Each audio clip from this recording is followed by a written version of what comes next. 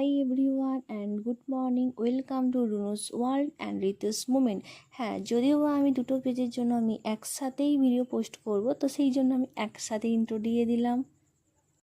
তো এখানে আমি বলছিলাম আজকে স্পেশাল কিছু একটু আছে, তো তার জন্য ভিডিওটি করা।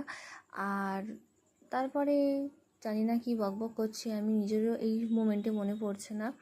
আর কেন জানি না, যখনই ক্যামেরা অন করে আমি কিছু বলি আমার ভয়েসটা পুরোপুরি ডাউনে থাকে, তো একদমই শোনা যায় না। তো সেই জন্য আমাকে আবার নতুন করে ভয়েস ওভার দিতে হয়। আর এখানে আমি করছিলাম আমার বেসিক স্কিন কেয়ার। এখানে আমি বলছিলাম যে আমি স্কিনে অপোজিট ডাইরেকশানে মাসাজ করি, যাতে স্কিনটা একটু টান টান থাকে।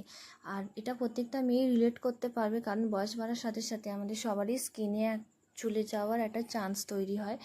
তো বাঙালি মানেই আমাদের দেরি তো হবেই, আর এর মাঝে আমার কোনো ক্লিপ নেওয়াও হয়নি। তো এখানে আমি রেডি হয়ে যাচ্ছিলাম বাস স্ট্যান্ডের দিকে, আর দিন বাসে করে যাচ্ছিলাম আমার হসপিটালের জন্য। আর ওয়েদার এখন তো এমনই ছিল, 5 মিনিট বৃষ্টি হলে 5 মিনিট হয় রোদ।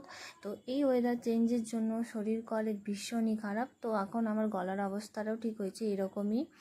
তো এই দেখো কীরকম বৃষ্টি।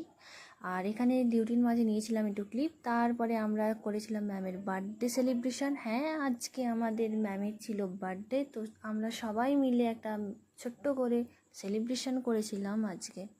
তারপরে অনেক মজা আনন্দ করে ডিউটি শেষ করে আমি চলে এসেছিলাম বাড়ির জন্য। আর এই দেখো আকাশের মেঘ কত সুন্দর।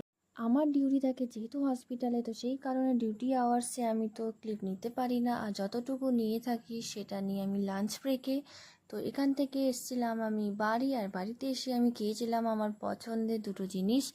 আর ভিডিওটি এত দূর পর্যন্ত দেখে থাকলে লাইক কমেন্ট করো, আর ভালো যদি লাগে তাহলে অবশ্যই চ্যানেলটিকে ফলো আর সাবস্ক্রাইব করে দিও। দেখা হচ্ছে নেক্সট ভিডিওতে। থ্যাংক